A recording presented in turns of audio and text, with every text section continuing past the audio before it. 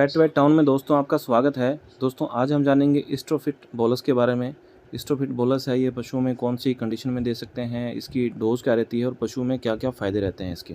तो दोस्तों सबसे पहले आप हमारे चैनल को सब्सक्राइब करें, बेल आइकन के बटन को भी दबाएं। तो आइए दोस्तों शुरू करते हैं।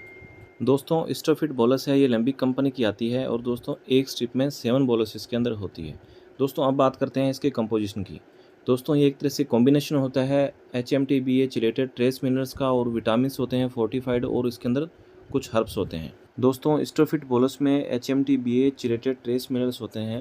अब दोस्तों बात आती है HMT-BA चिलेटेड्स हैं, इसका क्या मतलब क्या होता है। दोस्तों HMT-BA चिलेटेड्स में जो ट्रेस मिनरल्स हैं, न्यूट्रिशन को अधिकतम करने की इनकी भूमिका होती है, और दोस्तों ये जो डेयरी काउस के लिए बहुत ही अच्छी ये बोलस है। अब दोस्तों बात करते हैं कि ये बोलस है, इसका जो पशु में रोल क्या रहता है, इसके बेनिफिट्स क्या हैं। दोस्तों इसके अंदर जैसे मैंने बताया HMT-BA चिलेटेड्स, इसके अंदर जिंक है, कॉपर है, मैग्नीज है।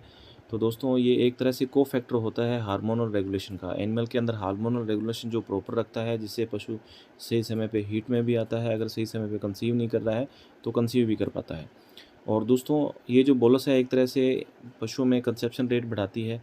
पशुओं में जो एआई जब करते हैं, बार बार रिपीट होती है, तो वहाँ पे अपन दे सकते हैं। और साथ में दोस्तों इस बोलस में विटामिन ए और ई होता है, जो एक तरह से ग्रोथ ऑफ जर्मिनल एपिथेलियम का काम करती है। और दोस्तों इसके अंदर हर्ब्स मिलाए गए हैं, जो एक तरह से मिल्क प्रोडक्शन, जिस दौरान अपन बोलस देते हैं तो पशुओं में किसी प्रकार का मिल्क प्रोडक्शन डाउन नहीं होता है, और पशु जो है अपना हीट में आता है।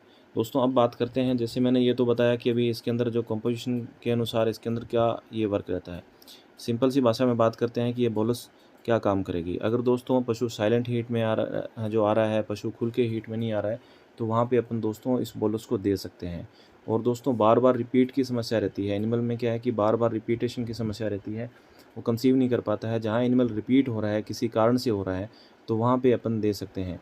और दोस्तों कभी कभी क्या है कि एनिमल जो ओवर हीट शो करता है, पशु ओवर हीट की वजह से भी कंसीव नहीं हो पाता है। तो दोस्तों ये बोलस देने से ओवर हीट की भी जो एनिमल में समस्या ख़त्म हो जाती है, एनिमल अपना अच्छे से कंसीव कर पाता है। और ये दोस्तों एक तरह से जो इसके अंदर कॉपर होता है, वो PGF2 अल्फ़ा जो हार्मोन है, उसको रिलीज़ करने का काम करता है, जो ओवुलेशन का काम करता है। सही समय पे ओवुलेशन होता है, जो एनिमल है अच्छे से कंसीव भी कर पाता है।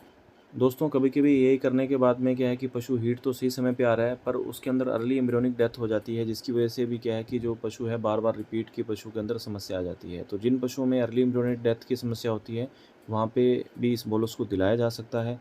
और मेनली दोस्तों जैसे मैंने बताया कि जहाँ भी पशु अपना बार-बार रिपीट हो रहा है, कंसीव नहीं हो रहा है, अपने बार-बार एआई करवा ली, उसकी जो बच्चेदानी में इन्फेक्शन था उसके लिए भी अपन जो उसकी एक तरह से सफाई भी करवा ली उसकी बच्चेदानी की, उसमें एंटीबायोटिक भी अपने रखवा लिए, फिर भी नहीं अपना काम बन रहा, तो अपन वहाँ पे स्टोफिट बोलस दे सकते हैं।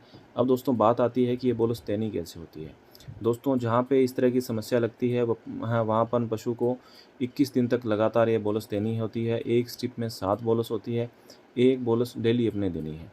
और जब 21 दिन पे जो जो नेक्स्ट अगले 21 दिन पे जो अपना पशु हीट में आएगा, वहाँ पे अपन क्या है कि इसकी एआई करवा सकते हैं। और दोस्तों इस बोलस को एआई करवाने के बाद भी दिया जा सकता है कंसेप्शन रेट बढ़ाने के लिए।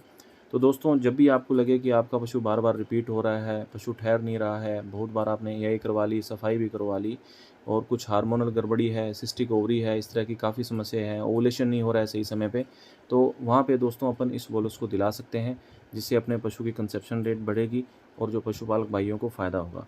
तो दोस्तों ये आपको जानकारी कैसी लगी आप ज़रूर बताइएगा। धन्यवाद।